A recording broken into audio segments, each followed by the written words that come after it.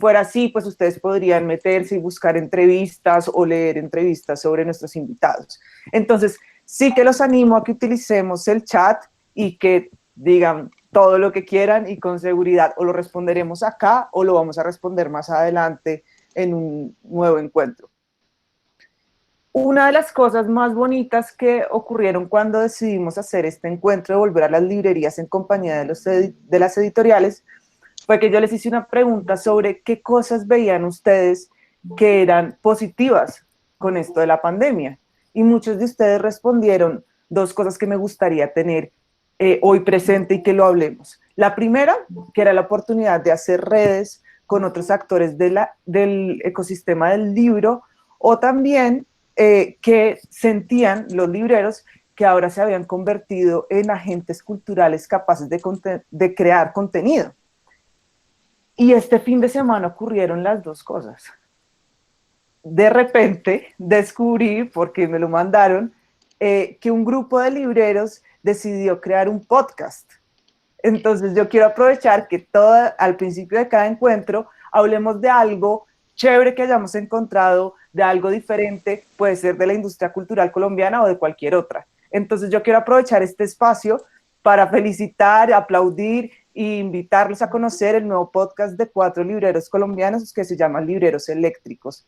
Lo encuentran en Spotify y yo creo que el ejercicio de escucharlos es un ejercicio de entender la psiquis del librero. Entonces, ahora más adelante, Joana nos va a hacer el favor de compartir el link para que se animen y oigan este podcast. Bueno, veo que ya todos están empezando a conectar.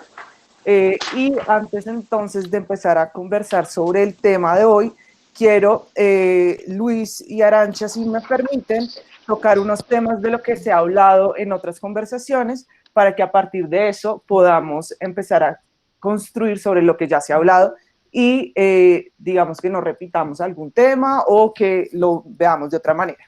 En el primer encuentro, que era Dependientes de Lectores, que estaba relacionado con las campañas que ha hecho Sexto Piso en España y en México, hablamos de la dependencia del lector. Sí, todos sabemos que somos dependientes del lector, pero más allá de ese eslogan o campaña comercial, yo quería que lo resaltáramos sobre el rol del lector, es decir, no se trata de publicar por publicar o de publicar lo que a mí me gusta, sino que finalmente nosotros le estamos hablando a una audiencia. Y de eso también vamos a hablar hoy, de cómo conversar con ese lector. Con Santiago también hablamos de cómo hay unos libros que quedaron en cautiverio, por decirlo así, o en confinamiento, que son esos libros que iban súper bien, que habíamos hecho un esfuerzo en eventos, en prensa, pero no los pudimos lanzar al mercado porque justo ese 14 de marzo nos dijeron, oigan, todos encerrados en la casa, me hacen el favor. Y en el siguiente, bueno, con Santiago ustedes podrán recordarlo muy bien, hablamos y les cuento a nuestros amigos de Asteroides de los grandes retos que significan en Colombia poner precios, porque hay muchos factores, está el problema de nuestro peso que se devalúa mucho en comparación con el dólar y con el euro, unos costos de importación que no podemos controlar y como entre editoriales, librerías y distribuidoras finalmente hacemos lo que más se puede para que al lector le llegue un precio pues más, como lo llamaban ustedes, justo, más cercano a lo que tiene en su bolsillo. Después, en la siguiente reunión con Paca Flores, su encuentro se llamaba Una biblioteca en marcha, hablamos de cómo crear un catálogo, crear esa biblioteca que fuera sólida, que no se basara simplemente en el tema de moda, sino que tuviera grandes cimientos, permitía que ese catálogo fuera, por decirlo de alguna forma, imbatible contra pandemias o contra cualquier cosa que fuera. O sea, ¿qué tiene una editorial? Un gran catálogo. ¿Qué la hace perdurar en el tiempo? Un gran catálogo, un catálogo que esté creado no a partir de grandes novedades que después tienes que recoger, sino que te permitan en momentos de crisis retomar esos grandes títulos. También hablamos con Paca de la política de autor y lo importante que era, o pues no sé si importante, ya juzgarán ustedes, me dirán, sino que le apostamos a un autor nuevo, seguimos su trayectoria y le apostamos a que en el futuro va a perdurar. Entonces pusimos varios ejemplos, como el caso de Yuri Herrera, por ejemplo. que veo que algunos de los que están en esta charla se antojaron y ya compraron los libros de Yuri Herrero porque lo compartieron en redes. Y bueno, hoy entonces estamos con nuestro amigo Luis Solano y con Arantxa de Libros del Asteroide, porque ellos ven la forma de conversar con el lector como algo fundamental. Luis Solano una vez en una entrevista dijo algo así como que él no se imaginaba una vida o alguien que quisiera poder vivir sin libros. Entonces, hoy la reflexión es, bueno, hay quienes creen que pueden vivir sin libros o, digamos, estamos perdiendo lectores porque se van a jugar videojuegos o porque están todo el tiempo en Netflix. Puede que sí, puede que no. Los que son menos optimistas dirían que la gente lee cada vez menos. Los que tratan de ver el mundo de una forma más rosa dirían que no, que la lectura siempre va a quedar ahí. Pero la pregunta realmente es, nosotros como actores activos en el mundo del libro, tenemos que ser algo más que solo decir si la gente está leyendo más o menos. Y de eso se trata este encuentro, de cómo conversar con los lectores para que eso no ocurra, para seguirlos seduciendo. Entonces, bienvenido Luis, bienvenido Arantxa y bienvenido Libros del Asteroide a esta conversación. Muchísimas gracias. Buenos días a todos. Buenas tardes desde aquí, desde España. Mucho ánimo con el confinamiento, con el grado de confinamiento en el que esté cada uno. Sí diría antes de empezar que, al menos para que también sepan en Colombia cómo han ido las cosas aquí, una vez que se han abierto las librerías, que han ido bien. Y la sensación que tenemos los editores y que tienen también los libreros es que los lectores tenían ganas de leer y durante la cuarentena han estado acumulando información sobre libros que luego han comprado. En cuanto a lo que decía María Elvira, que yo había dicho en alguna ocasión, la verdad es que no recuerdo haberlo dicho, porque yo en realidad soy un editor bastante desacralizador de los libros. Creo que los libros son para aquellos que les guste leer y que no hay que forzar a nadie a que haga algo que no le guste. También creo que, digamos, que el libro es algo para todo el mundo. O sea, no creo que los libros sean para unos pocos, sino que los libros son para...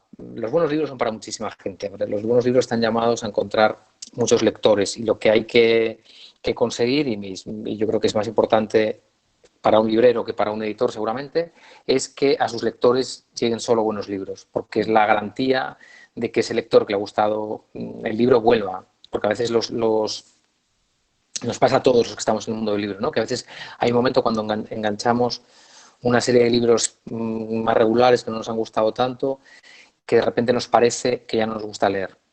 Y eso es algo que yo creo que sería el objetivo fundamental del librero, ¿no? Que su lector nunca lea un libro malo. Y así como los editores sí que nos podemos permitir el lujo, o seguramente publicamos algún libro que no es tan bueno como los otros, los libreros yo creo que tienen que conseguir que solo se lean libros buenos.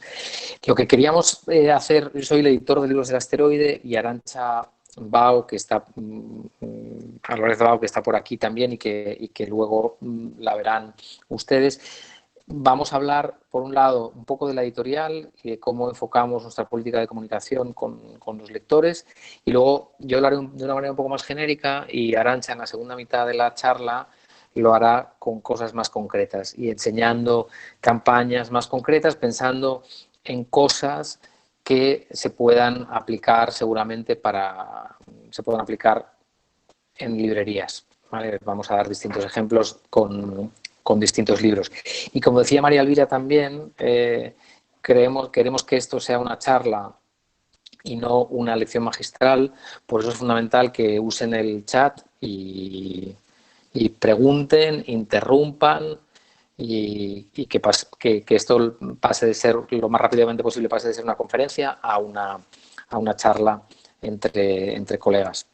Luis, ¿vale? Antes de que sigas, que me da mucha risa lo de la frase de tu entrevista, después te mando de dónde la saqué, vale. Porque desde que yo la vi, que fue antes de conocerte, antes del 2017, yo me enamoré de esa frase. Yo dije, no, pero qué cosa tan maravillosa de editorial y de editor, precisamente porque yo sí no concibo un mundo donde haya alguien que decida no conocer algo nuevo, que es Yo, precisamente lo que yo interpreté un poco de no, de la... no, no, yo tampoco concibo un mundo así, o sea, no concibo, creo que el ser humano es curioso por naturaleza y creo que nada como el libro para, para saciar la curiosidad del ser humano. Lo que pasa es que también creo que tenemos que ser conscientes, y creo que como los libreros también, los primeros, pero todos los que estamos en el mundo del libro, el distribuidor igual, de que la competencia hoy no son otros libros. Me refiero que el librero no solo tiene que luchar para que el lector compre un libro en su librería y no en la librería que está a 200 metros,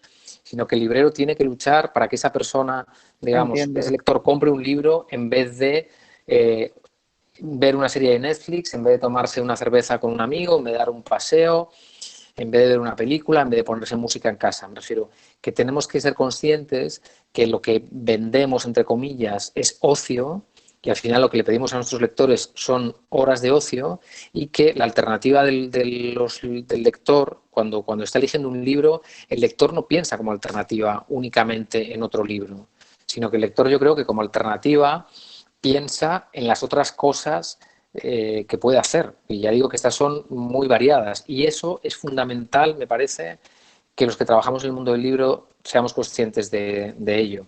Porque si no nos estamos equivocando y estamos viendo las cosas de manera sesgada, ¿no? Si Perfecto. nosotros vemos simplemente, digamos, que el lector tiene la alternativa de otros libros, no estamos viendo el, digamos, el tablero de manera completa. Y esto me lleva, digamos, a recordar un poco la razón de ser de la editorial. La editorial es una editorial que tiene ahora 15 años de antigüedad, los cumplimos en el mes de mayo, hemos publicado unos 250 libros desde que empezamos a publicar, y la idea desde el principio era publicar solo buenos libros.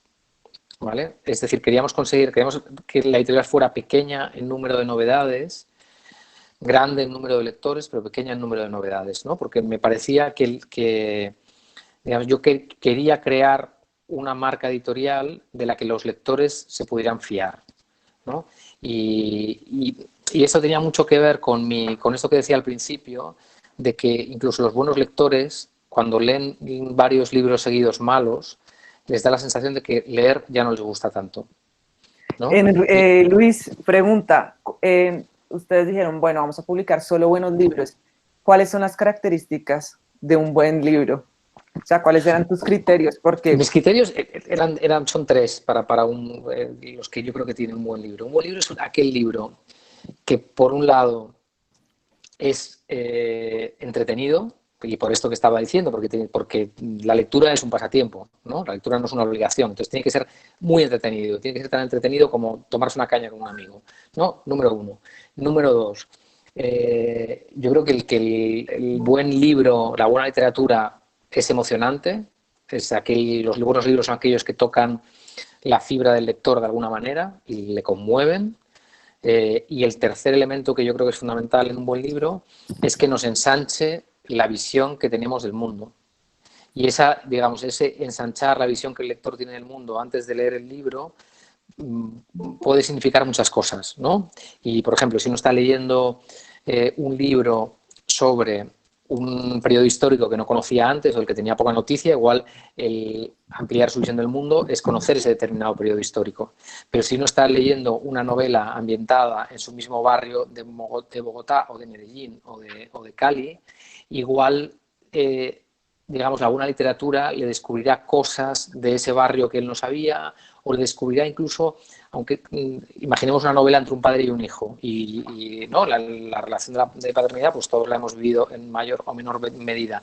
La buena literatura es la que es capaz de descubrir al lector cosas nuevas en la paternidad.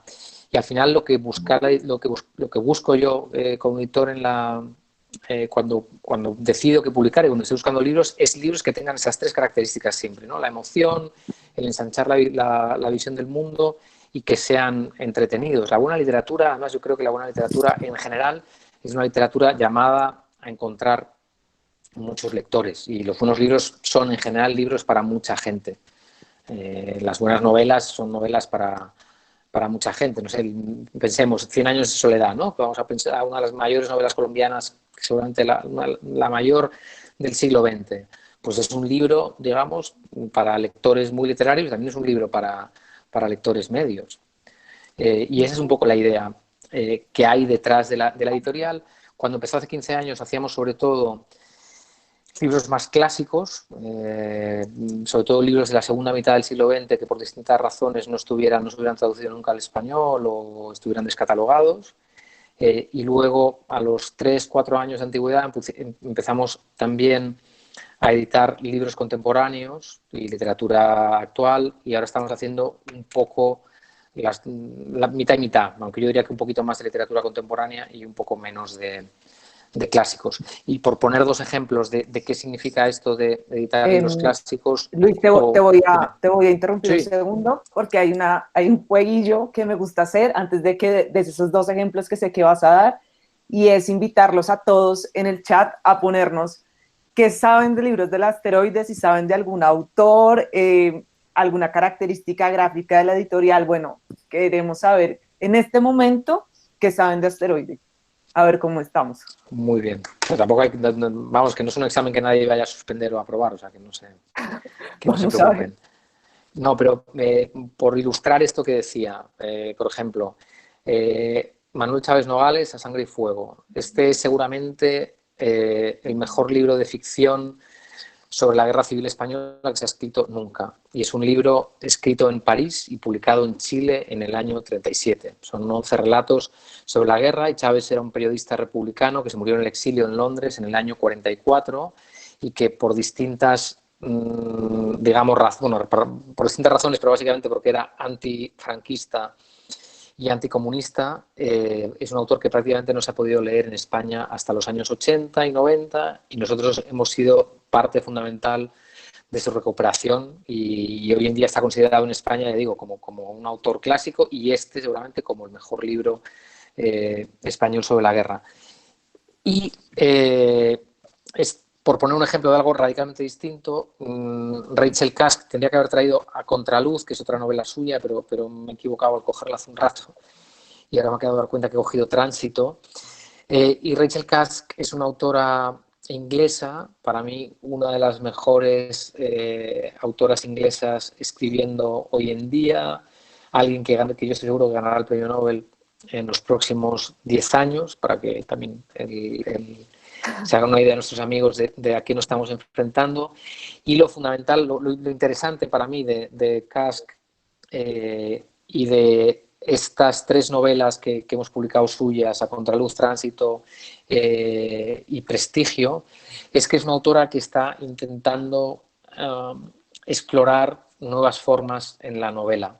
Y yo soy una persona como lector y como editor que en general soy un poco reacio a los formalismos, ¿no? Muchas veces me parece que los ejercicios de estilo a veces en literatura pueden ser un poco vacíos, ¿no? Y conducen a cosas que pueden ser interesantes, pero que se alejan un poco de esto que decía yo antes, que tenían que tener los buenos libros, ¿no? De la emoción, del entretenimiento, y el ensanchar la visión del mundo. Y creo que lo curioso es que Rachel Cusk consigue revolucionar la forma de contar y la forma de contar historias, y a la vez mantener esa emoción, ese entretenimiento y esa sabiduría, es ensanchar la visión del mundo. Nosotros publicamos muy pocos libros al año, también por contar cosas de la editorial, publicamos unos 20 libros por año.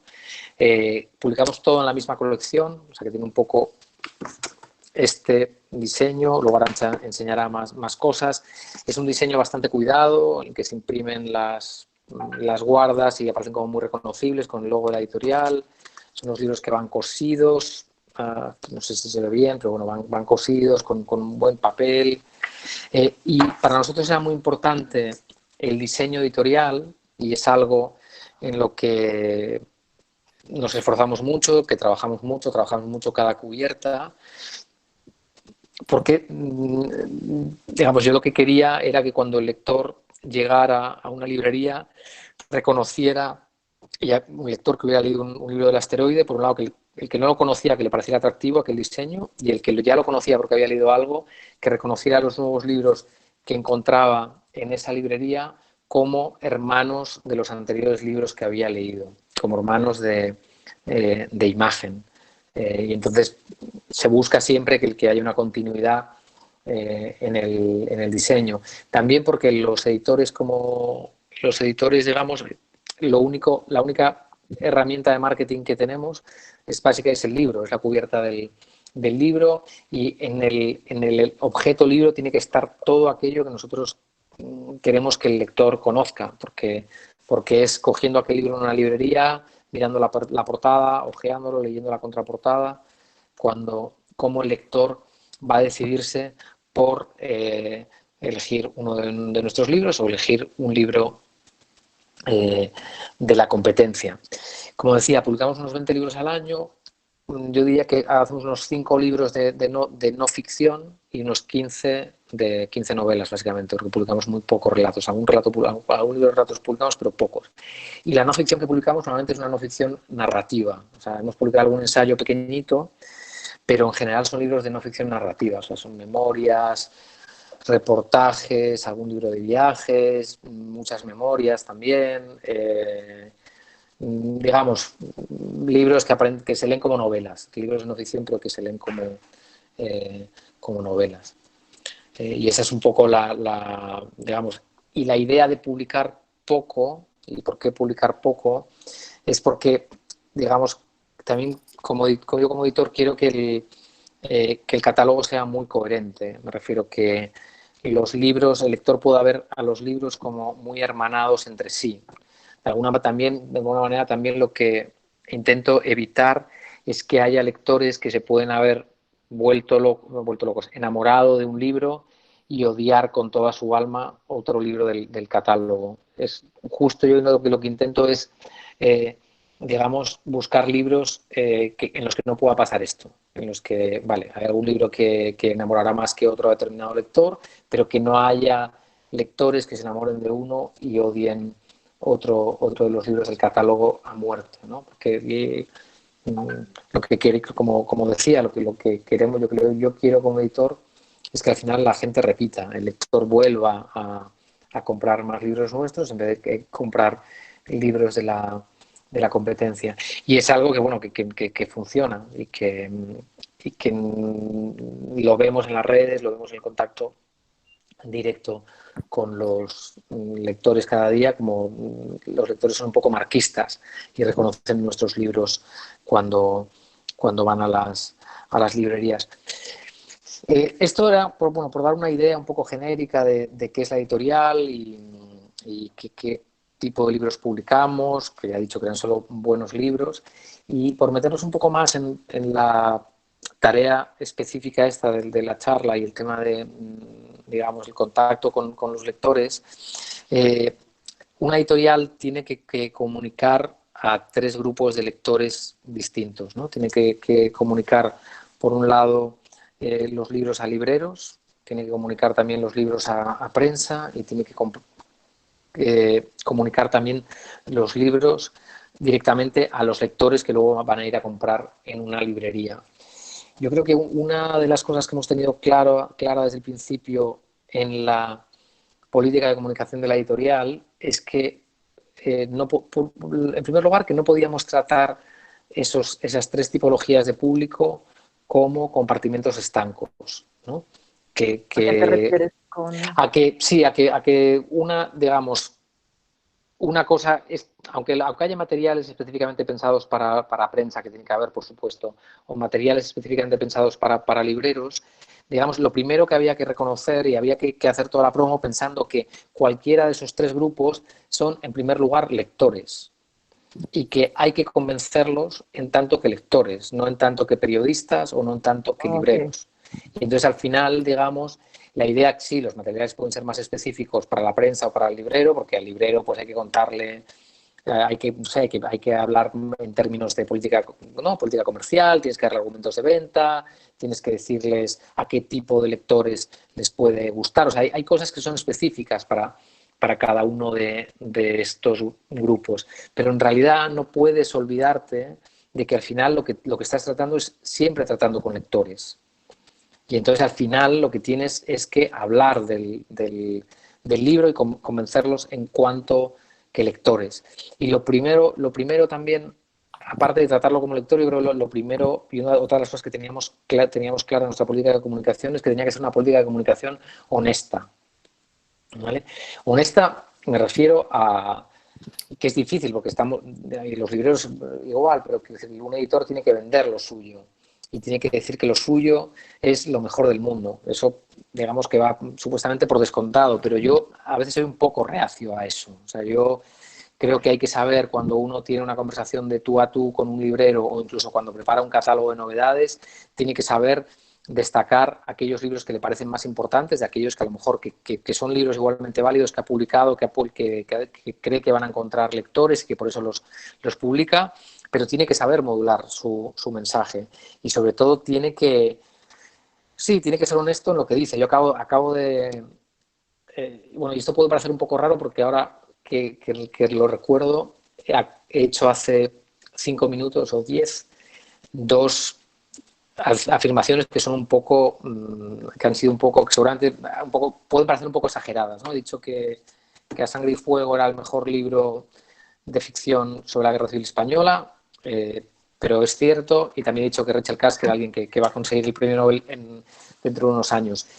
Sé que son afirmaciones exageradas, pero bueno, eran dos casos como muy concretos en los que me atrevo a decirlos. Pero yo en general, y creo que en la comunicación que hacemos, es una comunicación relativamente discreta, en la que Sí, sí. intentamos no sobrevender las cosas y ser honestos a la hora de decirle al lector lo que se va a encontrar. Si nos parece que el libro es un libro crudo, pues lo decimos. No decimos, ojo, cuidado, ¿no? O sea, igual no nos ponemos a gritar que es No un lo libro crudo, lea. pero lo decimos claramente, porque también yo creo que en la honestidad de la comunicación también la clave es manejar las expectativas del lector, ¿no? Y eso es un ejercicio que nosotros hacemos cada 20 veces al año cuando preparamos las contras de los libros, ¿no? En la contra de los libros, que son 1.250 caracteres, está todo aquello que nosotros queremos que sepa el lector, ¿vale? Y como decía antes, ese texto de contra de 1.200 caracteres que nosotros preparamos es un texto que tiene que funcionar para el librero, tiene que funcionar para el periodista y tiene que funcionar para el lector. Porque es el texto básico, es lo que se va a leer un periodista para decidir si reseña ese libro o no, es lo que se va a leer un librero para decidir si aquel libro le va a dar más espacio o no, y es lo que se va a leer un lector para decidir si lo compra o no. Y manejar las expectativas es fundamental, porque si en el libro le dices que va a ser un libro entretenidísimo y que se va a reír a carcajadas y luego no se ríe a carcajadas, pues tienes un problema. O si en todos Entonces, los libros dices que se va a reír a carcajadas, o si de todos los autores dices que va a ser futuro Nobel, pues al final ya nadie te va a creer. sí. Entonces, eso yo creo que es fundamental, el manejar las expectativas del lector y hacerlo con honestidad. Como decía, es otro de los elementos fundamentales como de la política de comunicación y de lo que hacemos nosotros cada día. También respecto a la comunicación, es verdad que las cosas han evolucionado mucho en los últimos tiempos. También para que se hagan una idea, nuestros amigos que están hoy con nosotros, cuando empezó la editorial hace 5 años en España, había 8 canales de televisión. 8. Es decir, una persona llegaba a su casa y tenía 8 canales de televisión que cambiaba con un mando de distancia. Podía tener una biblioteca de CDs y tenía acceso a Internet, pero era una Internet limitada y normalmente para acceder a Internet tenía que ir a un rincón de su casa en el que estaba un ordenador encendido, en el que tenía que encender un ordenador y conectarlo a Internet a través de un módem que llamaba a través de la línea telefónica. Esto es algo que seguramente muchos de los que están aquí hoy con nosotros pues no han visto. Pero me refiero a que la manera también de las alternativas de ocio que tenía el lector eran menores, pero también la manera de informarse sobre los libros era radicalmente distinta a la que tienen hoy. Entonces era fundamental la radio y la televisión, y también era fundamental la prensa escrita. Y eso ha ido perdiendo peso, digamos, desde la aparición de Facebook en el año 2008, ¿no? Y en los últimos 7 años, 12 años, estoy fatal, perdonadme, el cambio ha sido radical y nosotros, digamos, empezamos haciendo una política de comunicación que básicamente pasaba por mailings a clientes y a prensa y a libreros, toda la comunicación vía correo electrónico, y es algo que hemos ido, digamos, esta comunicación por correo electrónico la mantenemos y la hemos ido sofisticando, y el de añadir nuevas direcciones de correo electrónico a nuestra base de datos es algo que hacemos continuamente, y hacemos campañas para lograr mails de lectores, y cuando trabajamos con prensa o con periodistas, pues nos aseguramos de actualizar, dar de baja y ir actualizando las bases de datos. Como decía, trabajábamos mucho los mails, que nos hemos ido sofisticando. Al principio era más sencilla las cosas que comunicábamos, y ahora vamos, digamos, sofisticando un poco lo que contamos. Y decía, al principio teníamos solo mails para todos estos públicos, y con la aparición de las redes todo esto se ha sofisticado radicalmente, y ahora cada vez que pensamos en una campaña y en un libro, tenemos que cruzar por un lado el libro, tenemos que cruzar por un lado prensa, libreros y lectores, y por otro lado tenemos que cruzar digamos, los medios a través de los cuales nos ponemos en contacto con ellos, que básicamente ahora mismo para nosotros son el correo electrónico y luego Facebook, Instagram y Twitter. También Luis, sabiendo, dime. antes de que sigamos conversando sobre los canales de comunicación, estaba leyendo en el chat una pregunta o un comentario que devela una gran tensión que me encantó leerla porque nunca la había pensado.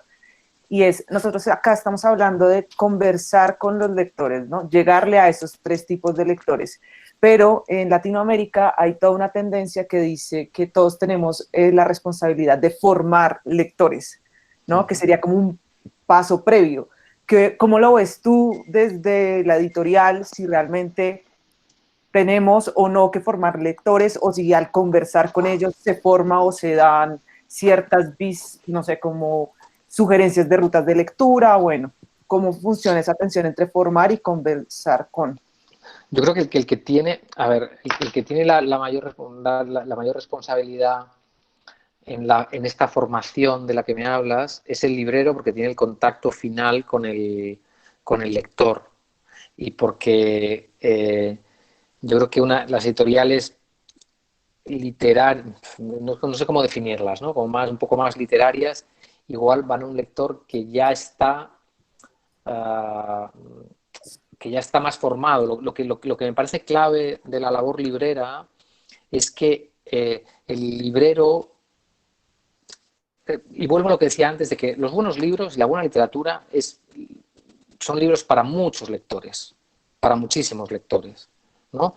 Entonces yo creo que lo fundamental es que el librero no tenga miedo en recomendar los libros pensando, no, es que esto es un libro, es muy literario. No, en general, o sea, es verdad que hay libros a lo mejor como muy complicados que no pueden llegar a mucha gente, pero en general los buenos libros son libros para muchos lectores, y yo creo que seguro que la gente que está con nosotros tiene experiencias de esas, de un lector que llega a una librería, que no se atreve a escoger de según qué editoriales, porque le parece que aquellas cubiertas son como cubiertas a lo mejor como más complicadas, de un tipo de libros que piensa que no pueden ser para él, etcétera, y luego resulta que coge un libro de otra editorial, y que es supuestamente más literaria, y le cambia radicalmente la vida. Por ejemplo, hay una anécdota muy bonita en un libro que publicamos el año pasado, que se llama Rialto 11, que son las memorias de una librera sevillana, y ella cuenta cómo trabajó de librera 20 años, son las memorias de su oficio, y cómo ella trabajaba. La librería estaba en un barrio de Sevilla bastante pudiente, Y entonces había empleadas domésticas en el barrio, ella tenía como 2 o 3 señoras que trabajaban con empleadas domésticas que le compraban libros y compraban siempre novela romántica, ¿no? Y entonces ella recuerda y cuenta en el libro la primera vez que a esas lectoras que leían novela romántica decidió, en vez de llevarse el Corintellado en vez de llevarse Daniel Sí, Steele, espere que le voy a dar esta otra cosa. Y no creo que le diera, el primer libro que le diera fuera Ana Karenina. Entiendo que no me acuerdo cuál era el libro que le daba, pero le daba un libro bueno romántico, pero una buena historia de amor literaria. No me acuerdo qué libro, qué libro era. Y entonces la señora, ella lo cuenta también en Belén en ese momento, que le dijo, uy, esto es muy complicado para mí, pero se lo dijo simplemente por la portada, porque no era una portada con una señora con el pecho y un galán, sí. una portada como de género, era una portada de un libro literario. Y la señora se le asustó, Belén le dijo, no se preocupe, si no le gusta el libro, usted se lo lee o intenta leerlo, y si no le gusta el libro, me lo trae el lunes y yo le devuelvo el dinero. Y entonces la señora volvió el lunes y le dijo, Belén, no he podido dormir durante el fin de semana. Dame otro libro como este. Y esta librera cambió, digamos, cambió de categoría a esta lectora, que empezó a leer libros normales y dejó de leer género y pasó a leer libros normales. Yo creo que eso esa labor de formación es una labor que solo se puede hacer en la librería. Porque es a lo que me refería, que para una editorial literaria, tener contacto directo con esa persona que lee género, pues seguramente no lo tienes. Es muy difícil de conseguir. Y en cambio, el librero es el que sabe que aquella señora que se ha leído en el último medio año, se ha leído 10 libros de 400 páginas, puede perfectamente leer 100 años de soledad. Porque para leer 100 años de soledad no hay que estar excesivamente formado. Hay que ser una persona un poco sensible y ser capaz de leer 400 páginas y entenderlas. Y si el autor es bueno, ya te captura y te mete en ese mundo. Yo creo que eso es lo fundamental de la labor de formación librera, de detectar, digamos, irle poniendo, también porque es que si no, llegará un momento en el que el lector se cansará. Digamos, el lector es evidente que va evolucionando y va creciendo con el tiempo. Y eso es algo que es muy fácil de ver que todos damos por hecho, digamos, con los jóvenes, ¿no? Uno empieza leyendo libros de dibujos, continúa leyendo Harry libros con un Potter, poco más nadie de se va letra. a quedar leyendo Harry Potter toda la vida, pues. Claro, no se puede quedar leyendo Harry Potter porque se aburrirá, porque le parecerá una cosa que ya ha visto y que no tiene ningún interés. Por lo tanto, hay que irlo subiendo de nivel. Y eso sí que es fundamental, yo creo, la librería. Es fundamental la librería. Nosotros, digamos, lo hacemos en el catálogo con determinados libros. Hay libros en el catálogo que son libros, por ejemplo, yo sé lo que alguien lo mencionaba en el chat, veía hace un momento, Sí, yo sé por qué canta el pájaro enjaulado, ¿no? O algún día este dolor te será útil. Son 2 libros ideales para lectores que estén empezando, entre 16 y 20 años. Son 2 libros que me parecen fantásticos, pero también son 2 libros excepcionales para mí. Eh, pero es verdad que sí, pero que de vez en cuando en el catálogo intentamos meter libros o tender puentes un poco hacia abajo, más que puentes, escaleras, ¿no? Es como si de repente tienes una nave espacial y metes una escalera para que la gente sí. pueda subir a donde estás tú, pero quiere decir que si la persona tiene 2 piernas y 2 brazos, por la escalera va a subir, porque no es un sitio no es que le estemos poniendo una cuerda y tenga que escalar, no, es una escalera con los peldaños muy pequeños. Y Pero, eso es ¿sabes, como... Luis? Dime. Por ejemplo, el ejemplo que diste de Maya Angelou de Yo sé por qué canta el pájaro enjaulado, a mí lo que me parece de ese libro y de otros de Asteroide es que son transgeneracionales. Es decir, me lo puedo leer a los 20 años y me puedo sentir identificada con una niña que quiere salir de su pueblo o quiere otras cosas diferentes, y me lo puedo leer a los 40 años, donde el enfoque o lo que me va a afectar a mí, que me pasó, que uno como que cierra el libro porque dice, no puede ser que esto le esté pasando cuando uno empieza a entender el acoso y el abuso de una forma distinta. Entonces yo siento que son libros que tienen tantas miradas que se los puede uno leer en diferentes momentos de la vida y seguro el acercamiento va a ser distinto. Sí, encima son libros que están pensados, como decía, para que no requieren. Hay algún libro del catálogo que el catálogo es un catálogo variado y hay libros que requieren a lo mejor un poco más de esfuerzo por parte del lector y otros que requieren menos. Eso también lo intentamos explicar en la contra y lo intentamos explicar cuando le explicamos los libros al lector. Pero estos dos ejemplos que poníamos es lo que dices tú, que le pueden gustar a un lector mayor, a un lector más literario, menos literario, pueden funcionar bien como lectura en los últimos años de instituto, y eso es, digamos, la manera en la que, como nosotros entendemos un poco la formación de lectores, ¿no? Tender puentes para que lectores que no son tan duros, por decirlo de alguna manera, puedan acceder al catálogo, aunque en general, como digo, el catálogo Asteroide es un catálogo que parte de la premisa de que en general todos los libros buenos, realmente buenos, son libros para muchos lectores. O sea, que intenta refutar esta idea de que la literatura exquisita es una cosa de muy pocos. Esa es una idea que en general el catálogo intenta refutar con la selección que hacemos. Estaba pensando qué más cosas quería decir y no sé, yo no sé si estaría bien que Arantxa empezara a ayudarme, os la presento y os empezara a describir alguna de las campañas que hacemos, que no, María Elvira, ¿cómo lo ves? Sí, yo creo que sí, podemos ir, como lo habíamos planeado, viendo las campañas que ustedes han hecho antes, durante y después del confinamiento, sobre todo porque muchas de esas campañas están relacionadas con libros que acabaron de llegar a Colombia y son los libros con los que finalmente vamos a acompañar la llegada de Asteroide y acompañar esa apertura nuevamente de librerías. Y para que te lo pienses, Luis, mientras Arantxa nos muestra todo, Sí. ha habido muchas preguntas relacionadas con la tensión entre cultura y entretenimiento. Entonces, como el entretenimiento o entretener hace parte de una de esas características de por qué es un buen libro, pero cómo se ha cambiado ese significado y si finalmente hace parte de la cultura o no, bueno, para que después lo hablemos, después de presentar esas estrategias. Muy bien. Voy a dejar de compartir yo. Vale. Arantxa, ¿estás? Estoy. ¿Me escucháis bien? Sí. Perfecto.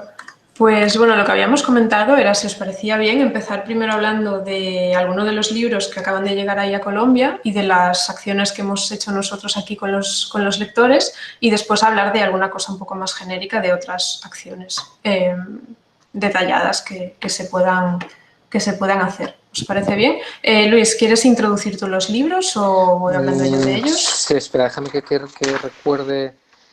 Sí, el primero del que bueno, también habla tú, Arantxa, pero os vamos a hablar de Teoría de la Gravedad, un libro de Leila Guerriero, una periodista que muchos conoceréis, argentina, un libro que es una antología de textos que ya había publicado en El País, de textos muy cortos.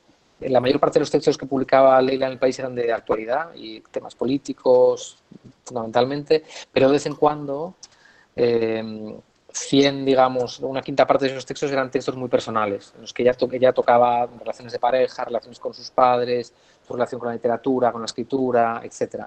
Y lo que hizo fue seleccionar 100 columnas que se leen casi como si fuesen poemas, cada una de ellas es un puñetazo o un abrazo, o sea, realmente un libro de los que conmueve.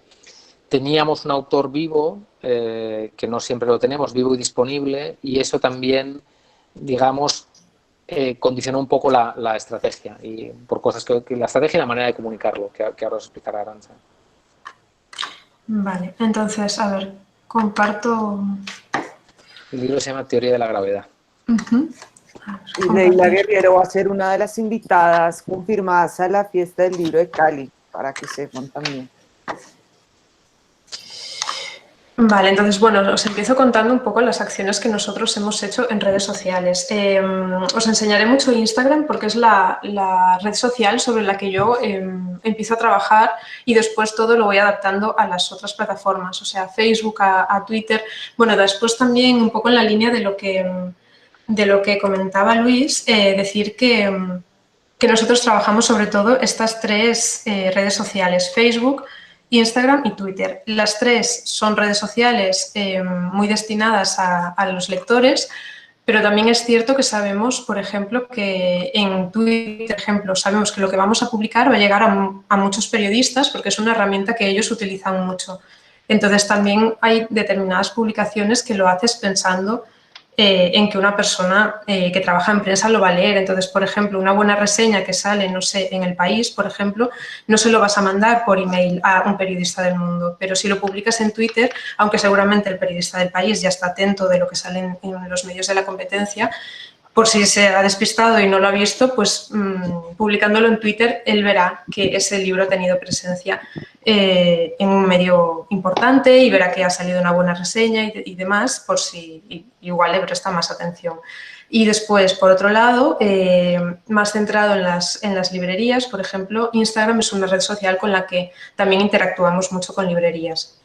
Y después está Facebook, que está ahí un poco en medio y medio, porque creo que es una red que con el tiempo ha ido perdiendo usuarios, pero sí que nos es muy útil para dirigirnos sobre todo a una cierta edad determinada, que es más o menos a partir de los 40 años, ¿no? Gente que tiene más de 40, 50 años, son usuarios que todavía utilizan mucho la red.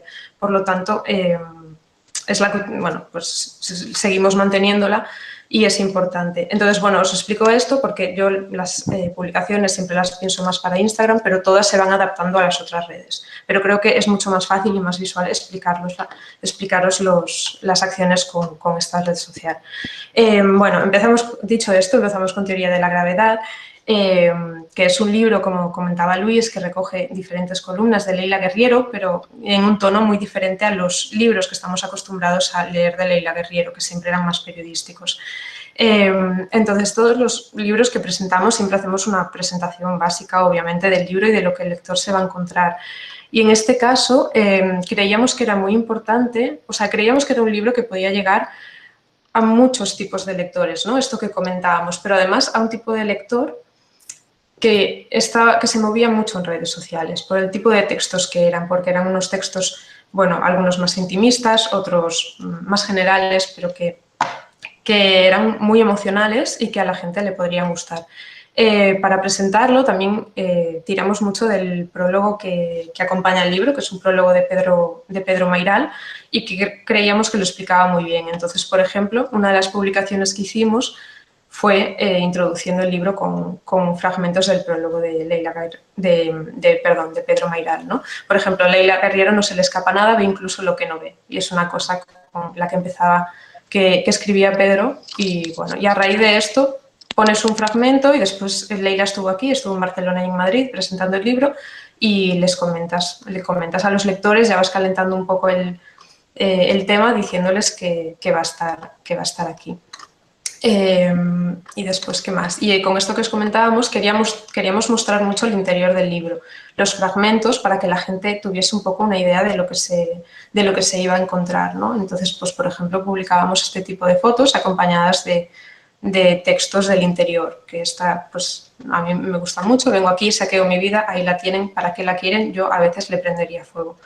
Bueno, la gente suele contestar. Después, también en esta línea os quiero enseñar un vídeo, a ver cómo vamos de audio, a ver si se escucha bien. Probamos el otro día, pero bueno, me decís si está bien o mal.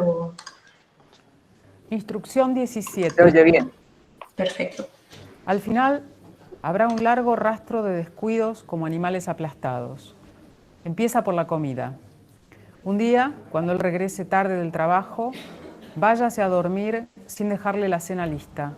Una alteración en el hábito de todos esos años durante los cuales, siempre que él llegó tarde, usted dejó comida hecha.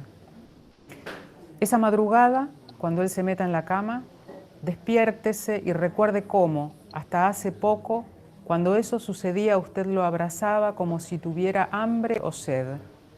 Ahora dígale, ponete de costado, así no roncas. En la mañana, durante el desayuno, pregúntele, intentando que en su voz se note una molestia inexplicable, qué cenó. Escuche cómo él responde sin encono, genuinamente distraído. Pique algo en el trabajo, no tenía hambre. Sienta furia y cansancio. Prepare café solo para usted y no le ofrezca. Una semana más tarde, olvide el día de su cumpleaños. Recuérdelo a último momento y dígase, irritada, tengo que comprarle algo. Interrumpa lo que está haciendo. Vaya al mall. Sienta, mientras compra, que está perdiendo el tiempo. Recuerde la felicidad iridiscente que le producía años atrás planificar el regalo, escribir la tarjeta. Elija cualquier cosa, fastidiada. Al pagar, sienta que está desperdiciando su dinero. Ya en su casa escriba, en un papel usado, feliz cumpleaños. Deje el regalo sobre la mesa, de cualquier manera. Piense, cuando llegue lo va a ver, no va a ser una sorpresa. Piense, ¿qué importa? Un día, perciba que él ya no tiene shampoo, ni crema de afeitar, ni queso del que le gusta. Cuando vaya al supermercado, no compre nada de todo eso. Piense, que se compre él. Una tarde él dirá, me duele el cuello. No se disponga, como siempre, a hacerle un masaje. Dígale, ¿tomaste ibuprofeno? Caiga en la cuenta de que hace meses que él no la llama. Amor, llegué, al entrar en la casa. Piense mejor. Pregúntese cuánto falta.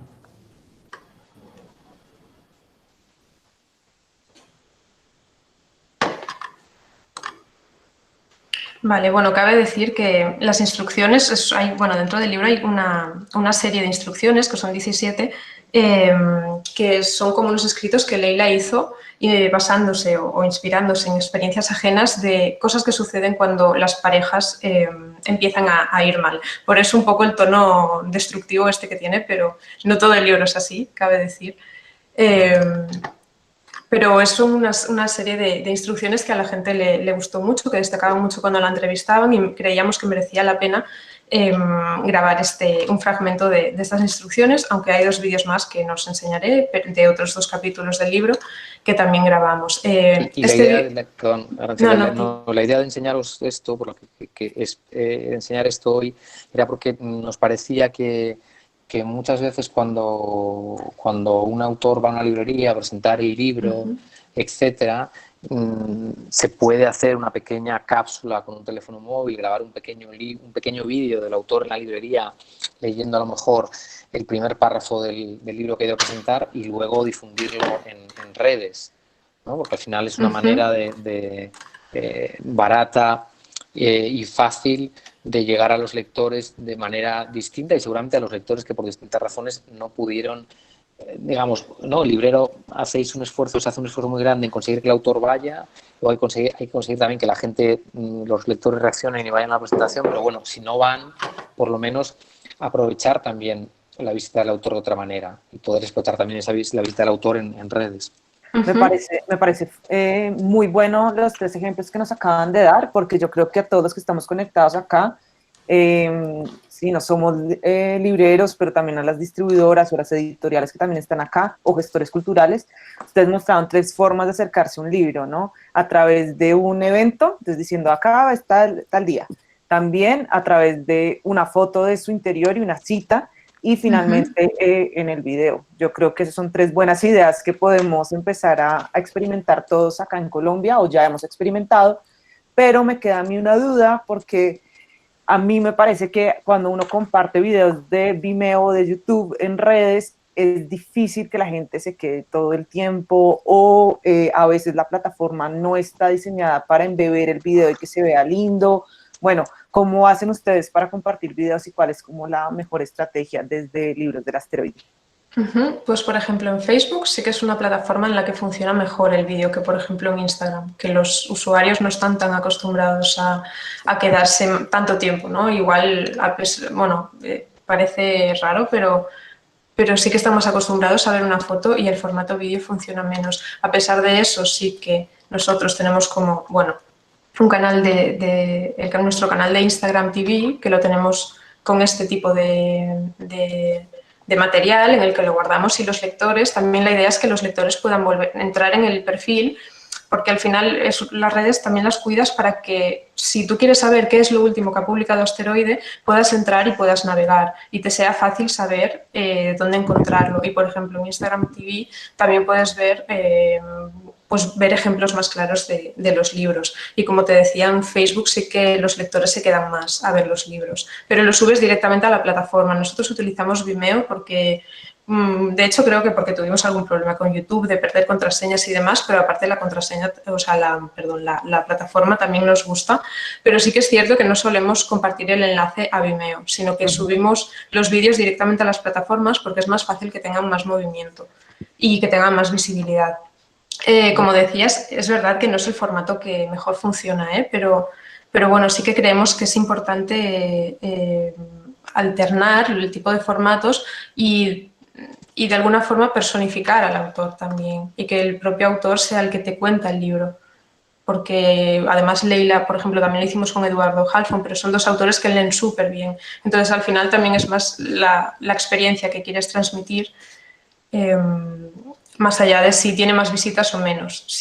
Respondiendo un poco a eso, de hecho, tienen más visitas o tienen mejor funcionamiento las publicaciones de fotos. Pero sí que es cierto que no todo lo tienes que pensar siempre en función de si vas a tener más likes o menos likes. Buenísimo, sí. Yo creo que es importante variar un poco y eso, y saber cuál es el objetivo de esto. Si el objetivo de esto es que la gente lo pueda experimentar mejor y los lectores que van a verlo son pues 85 lectores o 66 lectores, pues bueno, son 66 pero que lo han visto y que lo han disfrutado, ¿no? Y, no sé, yo creo que está bien esto, combinar diferentes tipos de contenido, y por ejemplo estos vídeos están un poco más elaborados, pero sí que también grabamos, cuando Leila estuvo aquí, grabamos por ejemplo un trozo de la presentación que hicimos en Barcelona, que la presentó Laura Ferrero, que es una escritora de aquí, no sé si la conocen por ahí. Bueno, no voy a poner el vídeo, pero Laura hizo un texto explicando un poco, introduciendo teoría de la gravedad y haciendo 5 o 7 puntos de por qué alguien debería de leer teoría de la gravedad. Y por ejemplo, pues grabamos un fragmento y lo subimos a redes sociales, y también es esto, ¿no? Si no has podido ir a la presentación, tienes esta mini experiencia ahí que quizás a algunos lectores les interesa. Y además, bueno, pues lo combinas también con fotos y a veces, pues depende, bueno, estos somos nosotros, y a veces también pues con un breve resumen, si quieres, de la presentación, ¿ves? Y mira, pues te comenta Pedro Mairal diciendo que le gustaría estar aquí, pero que no ha podido ser. Después, a ver, os enseño alguna cosa más de teoría y... O si quieres pasemos al boxeador polaco, que lo vi ahí también en material, y que es otro de los libros que acaban de llegar a Colombia, y para mí es pues de uno de los autores fundamentales de Asteroide y uno de los más queridos en Colombia, que es Eduardo Halfon. Vale, te pongo el vídeo también. Bueno, no sé si queréis ver la lectura. O si nos puedes contar de qué se trata. Sí, el boxeador en realidad es un libro de Eduardo Halfon, que es 2 libros en uno, porque Eduardo publicó, por estas presiones que a veces metemos los editores a sus autores, publicó 2 libros de cuentos. Uno era El boxeador polaco y otro era La pirueta, que eran libros que él había concebido de manera conjunta y que estaba escribiendo a la vez, lo que tuvo que publicar por separado. Entonces lo que hemos hecho es reunirlos en un único volumen en el 20 aniversario de la publicación del boxeador. Para mí es el libro fundamental de Eduardo, porque es un libro seminal. De ese libro es de donde sale todo su universo literario. No sé, algunos lo conocerán, otros no, pero Eduardo Halfon es un autor guatemalteco de origen judío, y toda su literatura es una literatura sobre su familia. Su familia es judía por los 4 costados, 3 partes askenazis, una parte sefardita, que tuvieron que huir del Holocausto, instalarse en Guatemala. Y la parte seminal del libro y la parte seminal de la obra es un cuento del libro que se llama, como el título del propio libro, El boxeador polaco. Y en él cuenta cómo su abuelo pudo sobrevivir al campo de concentración de Auschwitz, y en el cuento cuenta también cómo los nietos, cuando eran pequeños y veían que su abuelo tenía tatuado un número en el antebrazo, le preguntaban: abuelo, ¿qué llevas ahí escrito? ¿No? Y el abuelo decía: no, es que me he escrito en bolígrafo el teléfono de casa para acordarme. Y entonces un libro que teníamos muchas ganas de poder reeditar, y que estará saliendo en Colombia justo después del confinamiento. Que Arantxa os enseñará cosas que hemos hecho para el lanzamiento del boxeador. Sí, pues mira, por ejemplo, Eduardo Halfon estuvo aquí y estuvo presentando el libro, en el que también hemos hecho pues esto que comentábamos, un pequeño vídeo sobre la conversación que tuvo con Llucia Ramis, que es una escritora de aquí de Barcelona, y en este caso se hizo en bibliotecas de Barcelona, que nosotros trabajamos mucho tanto para las presentaciones con librerías y con bibliotecas, porque nos ayudan a llegar a un público que a lo mejor no conoce a Libros del Asteroide, y esto también es muy importante, y creo que las librerías tienen que tener conocimiento de que tienen este poder, ¿no? De que también son muy importantes para la editorial, porque son un puente a nuevos lectores que no conocen a la editorial.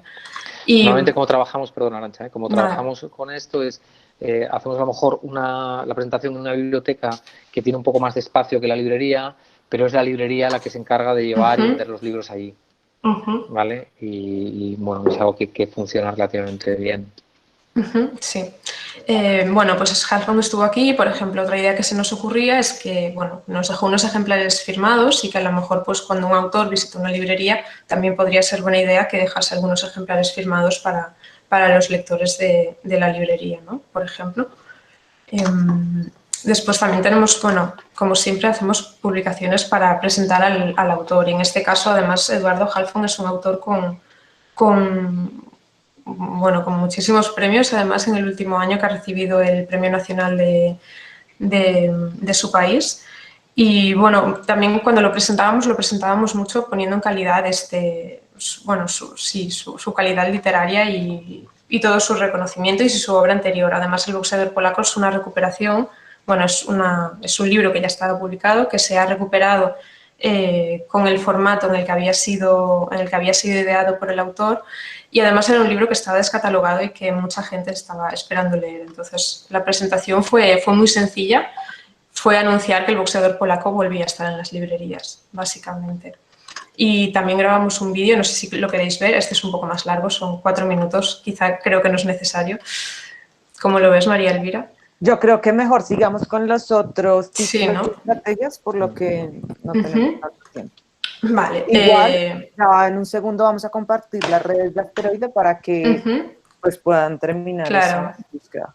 Claro, sí. Mira, pues también un poco hablando para hablaros de otro aspecto, también os queríamos enseñar los boletines que hacíamos para los 3 diferentes lectores que tenemos, que serían prensa, libreros y los lectores. Y os pondríamos el ejemplo con Uno de nosotros volverá. No sé si lo queréis introducir. Sí, en este caso es un libro que también llegará a Colombia, está llegando a Colombia ahora, que publicamos justo antes del confinamiento en España, y es un libro con una autora muerta, que se murió en el año 70 y algo, y son 2 libros en uno en realidad, 2 libros muy, muy breves en uno, es un libro de 350 páginas, y es para mí uno de los mejores testimonios sobre la experiencia femenina del Holocausto nazi, y es una autora que vivió, que sobrevivió a Auschwitz-Birkenau II, al campo de exterminio, una de las pocas personas que sobrevivió a ese campo, porque tenía la suerte de que trabajaba en mantenimiento del campo, y no porque toda la gente que entró en ese campo murió, los internos que no trabajaban en servicio. Es un libro durísimo, así que si alguien decía aquí que Klaus y Lucas es un libro duro, este ya es un libro como muy, muy fuerte. O sea, para llorar y llorar y llorar, Luis. Bueno, es para leer con el corazón encogido, pero es que la experiencia del concentracionaria es para leer con el corazón encogido. Lo que es alucinante, digamos, del libro es cómo ella es capaz de superar la experiencia concentracionaria y encontrar literatura y hacer poesía a partir de lo que le pasó allí. No es un libro para nada, digamos, para mí está al nivel de Primo Levi, pero no tiene nada que ver con Primo Levi, ¿no? Primo Levi es como una literatura muy clara, como si fuese un documental, ¿no? Enseñando exactamente lo que pasaba en aquel momento. Y la manera de acercarse que tiene ella, que tiene Charlotte Delvaux, en Ninguno de nosotros volverá, es completamente distinta. Ella, por un lado, está yendo constantemente del pasado al presente, o sea, está narrando desde un café, o te cuenta una anécdota durísima y luego en el último párrafo te dice: yo ahora estoy aquí en París tomando un café, para que veas el contraste entre una cosa y otra. Y digamos, está construido como en base a pequeñas escenas de cosas que le pasan en el campo, y no hay como en el caso de Levi, no hay como la aventura de si va a sobrevivir o no, ¿no? Delvaux, sabes al principio del libro que ella ha sobrevivido, y no tiene, digamos, ningún interés en hacer una aventura de aquello o en poner tensión con aquello. Es realmente algo muy prodigioso, o sea, algo con esta experiencia, conseguir hacer un libro tan literario es algo, vamos, para mí muy llamativo. Yo creo que Arantxa iría casi directamente más a los de lectores y ver cómo comunicamos un libro tan duro a lectores. Ese es un buen Y sabiendo que el autor estaba muerto también y que no podíamos comunicar, vamos, que teníamos ese hándicap también ahí. Sí. Efectivamente, pues sí, bueno, este sería el boletín de lectores que mandamos. Nosotros hicimos mucho hincapié en la importancia y en el distintivo de que era un testimonio femenino sobre los campos nazis, que era algo que no estaba tan visto hasta el momento, ¿no? Y después otra de los... Bueno, también decir que la salida de este libro coincidió con el 75 aniversario de la liberación de Auschwitz, y es algo... De hecho, se hizo una rueda de prensa para presentar el libro, que funcionó muy bien también. Y otro de los puntos que destacamos para los lectores fue, por ejemplo, el detalle de que Charlotte Delvaux tuvo guardado este libro durante más de 20 años, ¿no? Porque quería estar segura. Aquí decimos su calidad literaria, pero también era un poco el que hiciese justicia a lo que había sucedido de verdad. Y entonces ella, en el libro, dice en una entrevista decía: un acontecimiento tan extraordinario no puede inspirar obras mediocres. Entonces, en el libro sí que es cuando cuenta que, hablando con una compañera, la compañera le preguntaba, ella ya estaba de alguna manera pensando en cómo contaría todo eso si salía de allí, claro, porque esto es algo que no sabía, pero si salía de allí, ¿cómo lo contaría? Y la compañera le decía: bueno, esto es algo que... Bueno, no, perdón, me estoy liando. Entonces, ella lo que comentaba con ella es que no quería hacer un trabajo periodístico, sino que quería hacer un trabajo literario, porque ya estaban los periodistas para contar exactamente lo que había pasado. Ella quería contar algo que fuese bonito literariamente, y entonces por eso de ahí esta frase nos parecía importante a la hora de presentarlo. Bueno, eso, como os decíamos, pues destacamos mucho el tema de una voz colectiva femenina, que es desde la que está contada el libro, y destacamos mucho la imagen de ella, ¿no? De la autora también. Esta, por ejemplo, es la imagen de la ficha policial de Charlotte Delvaux antes de entrar en Auschwitz. Hay una que es también después, pero que considerábamos que moverla no era muy de gusto. Y, por ejemplo, también siempre ponemos un fragmento para que los lectores puedan empezar a leer. Entonces, si haces clic aquí, pues se abrirían las primeras páginas.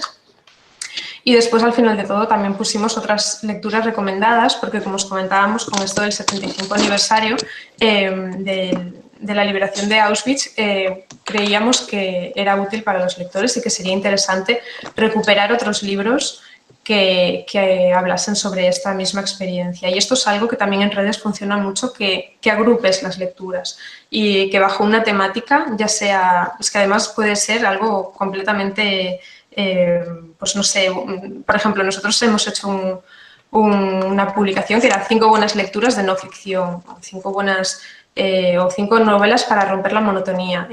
Lo que es la agrupación y la recomendación temática a los lectores les gusta mucho e interactúan bastante con ello en redes. Otra cosa importante del libro este, por ejemplo, es que bueno, sabíamos que era un libro muy duro, como decíamos, pero intentamos en la portada, que aquí yo creo que se ve bien, no poner una imagen muy tremenda, ¿sabes? Digamos, huir de la clásica imagen del interno desnutrido. Bueno, y encontramos una imagen de la liberación en la que bueno, hay 2 presas que gracias a Dios estaban relativamente enteras. O sea, porque pensamos que este libro es un libro, digamos, que luego todo lo que nos ha llegado de lectores han sido elogios, agradecimientos por haber publicado el libro, etcétera, pero que es un libro que aquí hay que ser honesto en decirle al lector que es una lectura dura, pero que es también de aquellas lecturas que marcan, o sea, que pueden marcar la vida del lector, ¿eh? Es un libro, como os decíamos antes, un libro grande en ese sentido. Y yo también creo que, bueno, lo digo, digamos, lo comparo con Primo Levi porque está a ese nivel, y no porque lo diga yo, sino porque lo ha dicho la crítica. Es uno de los testimonios literarios más importantes sobre el Holocausto. Y bueno, lo que pasa aquí es que creo que es un libro que todo lector tiene que leer. También creo que tiene que tenerlo en su biblioteca y encontrar el estado de ánimo adecuado para leerlo. Y, por ejemplo, es un libro que estaba yendo extraordinariamente bien antes del confinamiento, y que se paró un poco durante el confinamiento y en cambio se empezaron a vender mejor durante el confinamiento libros que eran un poco más alegres, ¿no? Sobre todo porque al principio de la pandemia había mucha incertidumbre, la gente tenía mucho miedo, ahora ya gracias a Dios va teniendo menos miedo en España, pero al principio había mucho miedo y la gente nos llegaba un poco, teníamos esa sensación con los lectores, nos decían a través de redes y cuando se ponían en contacto con nosotros, era que no querían leer cosas tristes, ¿no? Que en aquel momento estaban como para leer cosas un poco más alegres. Gracias a Dios eso ha cambiado un poco. A mí, digamos, como editor, y supongo que como libros también os fastidiará que de repente alguien te diga que solo quiere leer, ¿no? Vale que durante una semana o 2 te pase, pero que ya decías que no quieres leer nada, ¿no? Que sea un poco más triste, pues tampoco me parece. Les propongo que hablemos de 2 libros más y de algún ejemplo que hayan hecho de comunicaciones para empezar a cerrar y no dejar a un lado la reflexión de la cultura y el entretenimiento, que me parece que ha tenido varias discusiones ahí en el chat. Entonces les propongo que hablemos de Embalse 13 y de El final de la Fer. Perfecto. Vale, El final de la Fer, Luis, ¿comentas tú? El final de la Fer, yo creo que bueno, es un libro clásico de Graham Greene. Greene es un autor que yo creo que en España, igual que en Colombia, ha estado bastante publicado. Esta novela, El final de la Fer, a mí es la que más me gusta de las suyas. Es una novela, una historia de amor maravillosa, de amor adúltero. Es una novela que hasta ahora se había traducido siempre como El final del romance o El final de la aventura, pero en realidad el título en inglés, El final de la Affair, y affair en castellano es exactamente relación adúltera, que es lo mismo que significa en inglés. Y es un libro que digamos, publicamos fue un lujo poderlo publicar, pero no pensábamos que pudiera funcionar tan bien comercialmente. Y creemos que es un libro de estos que va a funcionar muy bien en Colombia. Y hay uno de estos libros también que creemos que la gracia de Por qué yo también es esta combinación entre el nombre del autor, que a la gente le suena, pero que es un autor famoso, pero que no se ha leído mucho de él, sobre todo en los últimos años, de una cubierta maravillosa con una foto de Ralph Fiennes y Julianne Moore, porque hay una película basada en el libro, una película a mí no me acuerdo cómo se llama el director. Y luego una faja con 3 frases, una que dice que es una de las mejores novelas del siglo XX, que lo es, y luego una frase de Vargas Llosa muy elogiosa y una frase de Faulkner también muy, muy elogiosa sobre el libro. Y nada, y Arantxa os cuenta un poco cosas que hemos hecho y maneras de promocionar este libro.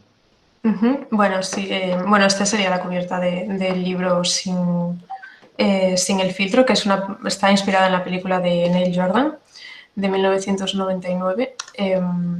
Vale, y os cuento algo que sea diferente. Este libro desde el principio funcionó muy bien y se empezó a vender muy bien. Entonces el trabajo yo creo que más hemos hecho ha sido recordar a la gente, bueno, ir como actualizando ir actualizando la información sobre la edición. Y, por ejemplo, la segunda edición, que la tuvimos que imprimir en un mes, nos quedamos sin ejemplares en la oficina y tuvimos que publicar. El marcapáginas fue lo único que tenía para publicar y para decir, nos hemos quedado sin ejemplares porque ya está en marcha la segunda edición, por ejemplo, ¿no? Y bueno, y un ejemplo más... Eso que acabas de decir, que creo que a todos los que tenemos librería nos ha pasado, y es que le piden y le piden a uno un libro que se agotó. Y eso a veces genera inconformidad con el lector o con el cliente. Entonces es una forma muy divertida como ustedes lo cambiaron. Es como, es tan bueno que solo tenemos el separador. Entonces Sí. me parece que eso podría funcionarnos muy bien acá también. Sí, sí, sí. Y después también cuando llegó la quinta edición, que fue en diciembre, 6 meses más tarde de la salida, pues hicimos un boletín, en este caso especial para libreros y para lectores, bueno, de lo contentos que estábamos por el recibimiento que había recibido y un poco con las reseñas de prensa que habían salido. Y bueno, hicimos un book trailer sencillito para ir contando la historia, también en este caso aprovechando que teníamos las imágenes de la película que nos permitían generar un discurso narrativo, porque si no sería muy difícil contar un libro. O sea, creemos que contar un libro en un book trailer es muy difícil por el tema visual, sobre todo. Y en este caso teníamos este recurso que nos permitió hacerlo.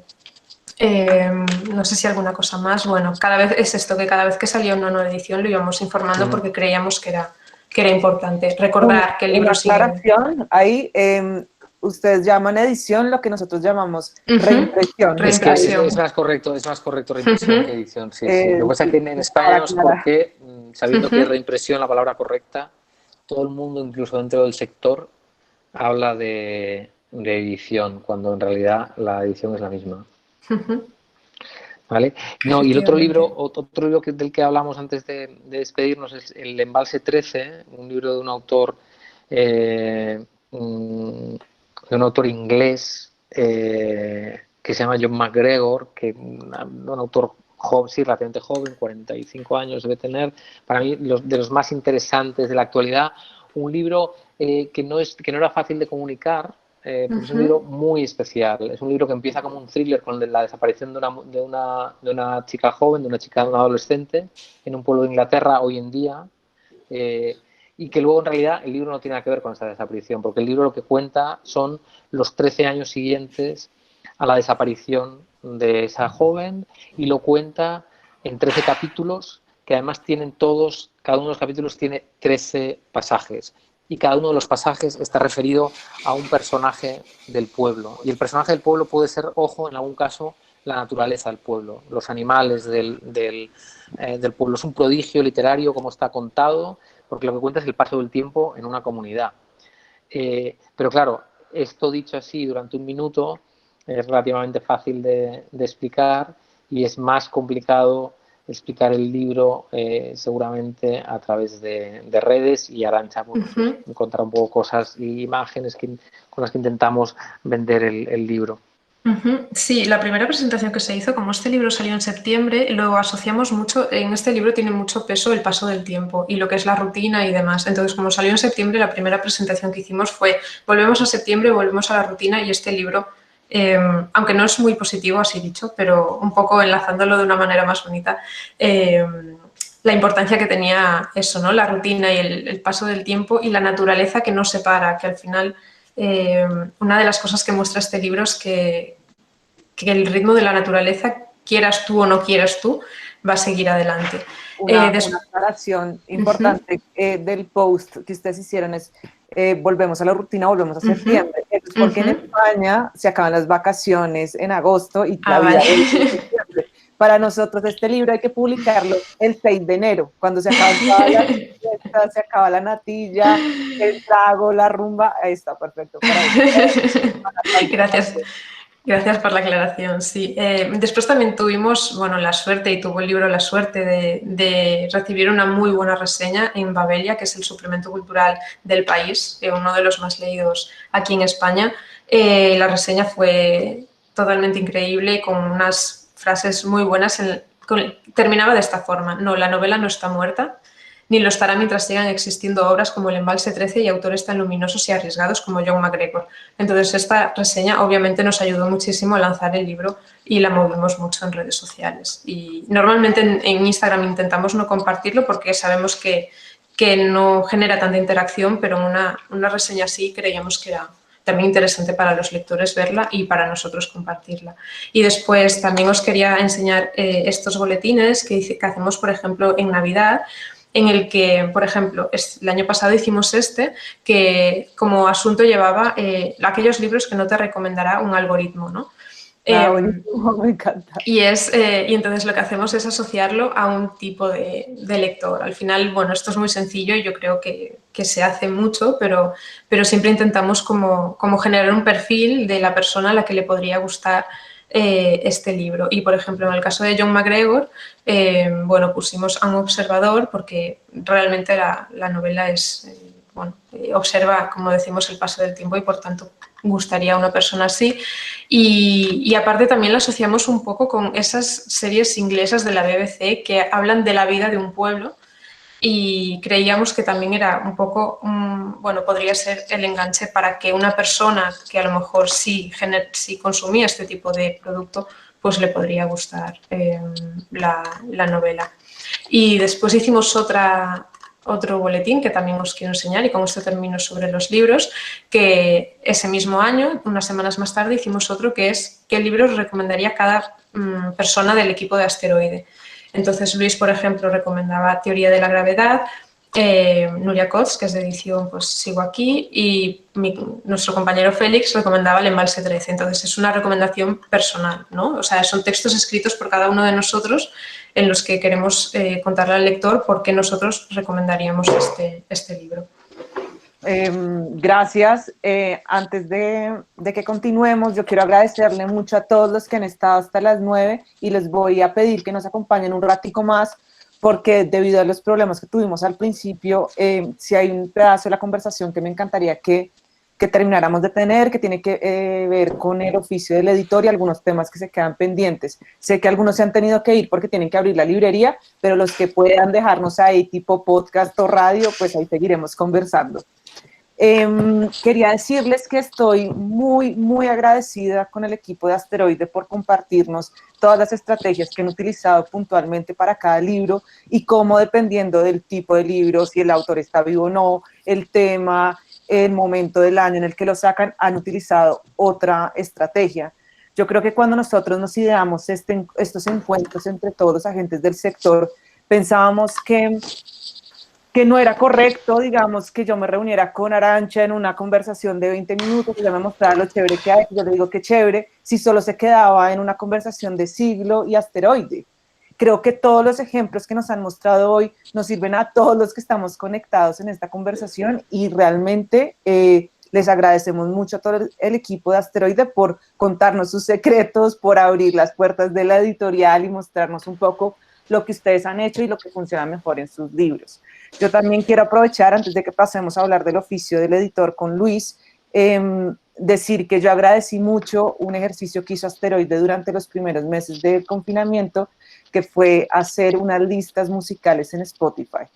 Ahorita les compartimos el link de Libros del Asteroide, porque tenían una música para el confinamiento, música para leer, música no sé qué. Entonces yo ponía para trabajar la lista que me duraba toda la mañana y era como sentir cerquita a Asteroide, o era sentir que estaba trabajando como en el mismo mood, en el mismo canal de Asteroide. Ese es otro gran ejemplo de cómo Asteroide le ha dado la vuelta a mezclar formatos o ir incluyendo diferentes cosas en la forma en la que se posicionan, conversan con el lector y lo acompañan en todo momento.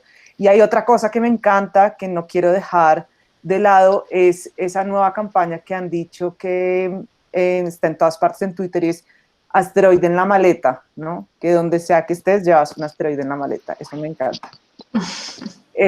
Y bueno, Luis, hablemos de la tensión entre la cultura y el entretenimiento y después... Es que sí, lo he estado pensando cuando han ido hablando, pero no le veo mucha tensión yo. O sea, yo lo que creo es que el negocio editorial es fundamentalmente, o sea, a la hora de vender y a la hora de pensar en el lector, hay que pensar con las dos ópticas, pero no son dos ópticas incompatibles, me refiero.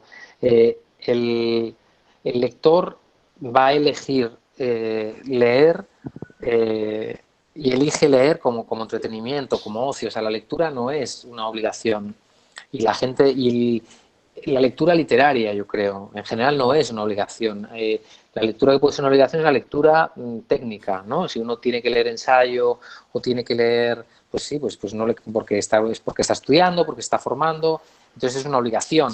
Pero si no, es entretenimiento. Aunque el tipo de libros que nosotros editamos, que son libros literarios, son libros culturales, que tienen un valor cultural intrínseco. Pero no llega, digamos, no llega con editar buenos libros culturalmente valiosos para luego venderlos y conseguir que los lectores los lean.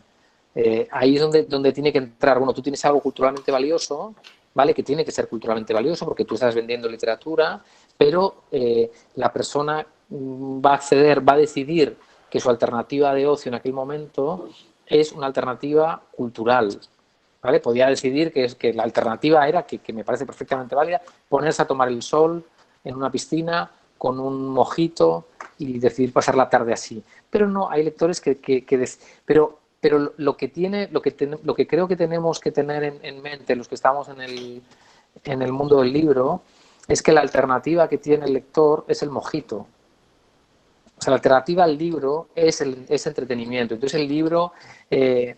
nosotros tenemos que tener eso en cuenta y porque si no tenemos eso en cuenta y vendemos el libro solo por su valor cultural, no es suficiente No para entiendo. convencer a un lector y engañarse y pensar solo en el valor cultural, lo que lleva es a, digamos, obviar una labor fundamental del editor, que es conseguir que los libros se vendan. O sea, es una falacia decir, no, es una editorial tan exquisita que sus libros no se venden. No, entonces será una editorial exquisita, pero es una editorial mala. Porque si los libros no se venden, es que el editor es malo. Y se tiene que dedicar a otra cosa y tiene que dejar que haya otro editor que consiga que aquellos libros se vendan. Lo que también digamos, es cierto es que por el hecho de que estemos hablando de entretenimiento, no tenemos que degradar el valor cultural de lo que hacemos. Tenemos que saber que son libros culturalmente valiosos, pero que ocupan alternativas de ocio, que ocupan tiempo de ocio y de entretenimiento del lector. Yo creo que eso es fundamental tenerlo en cuenta para poder hacer adecuadamente la labor de promoción y también digo para poder hacer adecuadamente la labor de venta en una librería. ¿No? Luis, creo Porque si que no, es ya... verdad que hay lectores para los que los libros son fundamentales y van a ir a leer pase lo que pase y tal. Y luego hay muchos otros lectores que no, que piensan que leen un día un libro, ven una serie, toman una cerveza con un amigo y en general el grueso de los lectores está ahí.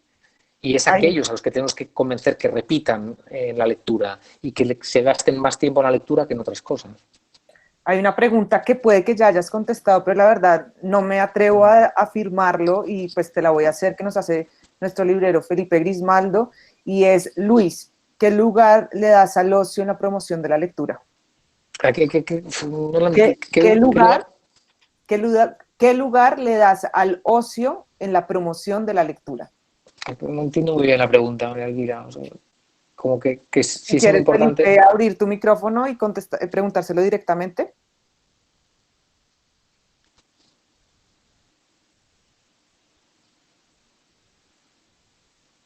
No sé si Felipe sigue.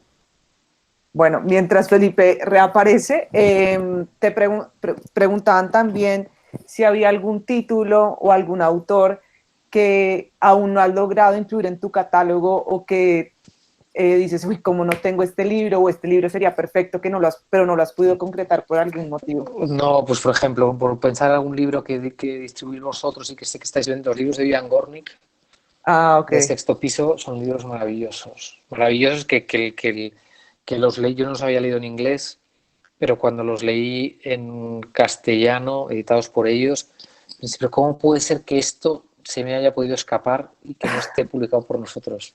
Que la verdad que sí.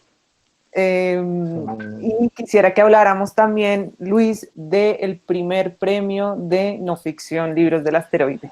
Felipe dice que no puede, pero igual puede intentar reformular la pregunta y la contestamos después. No, acabamos de lanzar una iniciativa en Colombia que si tienen algún amigo escritor estaría bien que se la contaran, y es que hemos lanzado un premio a proyecto de libro de no ficción. Y digo proyecto porque lo que vamos a premiar es efectivamente un proyecto de libro. El autor nos tiene que mandar una descripción del libro que quiere hacer, que tiene que ser un libro de unas 200 y pico páginas, de entre 200 y 250, de no ficción, de cualquier género. Puede ser un reportaje, puede ser un libro de memorias, puede ser una biografía, puede ser un ensayo. Tiene que una descripción más o menos completa del proyecto, el tema, el enfoque, el tipo de escritura, etcétera, y una muestra de cosas que haya escrito y publicado ese mismo autor. Y entonces con eso haremos una selección y buscaremos el proyecto que más nos guste, le daremos un dinero a esa persona para que pueda escribir el libro durante el siguiente año. O sea, es un libro los libros se van a publicar un año después de que se falle el premio. La idea, digamos, del premio es que yo creo que hay proyectos y hay autores con proyectos muy interesantes que muchas veces no escriben porque nadie los financia, ¿no? Porque, oye, tengo esta idea buenísima, pero uno necesita un poco más de concreción antes de dedicarle a lo mejor 6 meses de su vida a algo. Claro. Y la idea del premio es esta, es decir, oye, confiamos, nos parece que la idea es buena, adelante, si la escribes te la vamos a comprar. Me encanta también que es de no ficción, ¿no? Yo siento que ese es un género que, bueno, claramente nos has descrito que hay miles de ejemplos en Asteroide, pero en Latinoamérica todavía, digamos, más allá de muy buenas crónicas, siento que en formato libro o más de 200 páginas no es tan común y es algo que los lectores a veces... Y luego que yo creo que sí, que también pasa esto, o sea, yo acuerdo con esto que dices, y a mí como lector también me pasa que a veces sí, que entre una novela mediocre y un libro, digamos, de no ficción del mismo nivel, ¿no? Una novela que esté en un 7, un 6,5, que bueno, que es como, la lees, pero tampoco es que sea buenísima, ¿no? Pero en cambio un libro de no ficción que esté ahí en el 6,5, 7, pero el tema te interese, al final el libro de no ficción te aporta mucho más, ¿no? Porque estás aprendiendo de algo que no sabías. Sí. Y esa es un poco la idea del premio y el por qué nos animamos a eso. Voy a tratar de explicar la pregunta de Felipe, tal vez... Ya no la reformulada, espera que esté reformulada. Creo que no, ¿ya la reformuló? No. Ah, sí, ya, dale.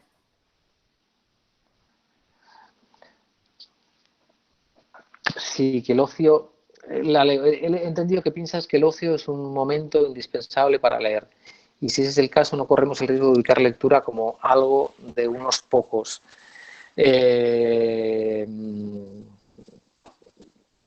Creo que o sea, yo me refiero a ocio como el poco tiempo libre que pueda tener una persona. Sí. No digo que tenga que tener un día entero para leer un libro, pero digo que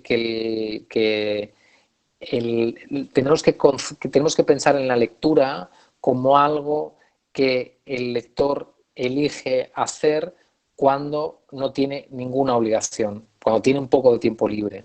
A eso me refiero yo con que la lectura es parte del ocio y por lo tanto la decisión de leer un libro u otro o no leer o hacer otra cosa